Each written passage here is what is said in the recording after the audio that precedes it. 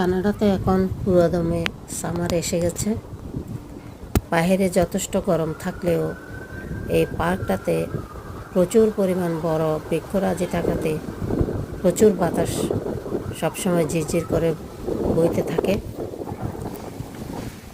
সবাই সব কাজ সেরে যখন এক্সজস্ট হয়ে যায়, যখন টায়ার্ড হয়ে যায়, এই পার্কে এসে বসে একটা শ্বাস নেওয়ার জন্য।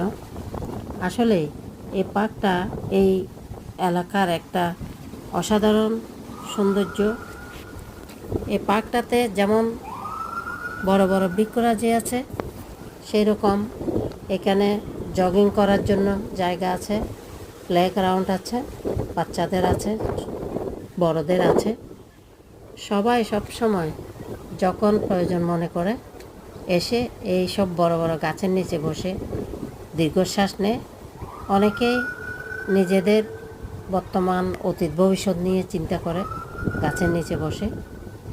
প্রায় সময় এই রাস্তা দিয়ে যাওয়া হয় আমার, এবং আমার এই ভিউটা অনেক ভালো লাগে। আমি প্রায় সময় যখন আসা যাওয়া করি কোথাও, এইটা সবসময় ভিডিও করার চেষ্টা করি। দেখুন কত সুন্দর, কত মনোমুগ্ধকর।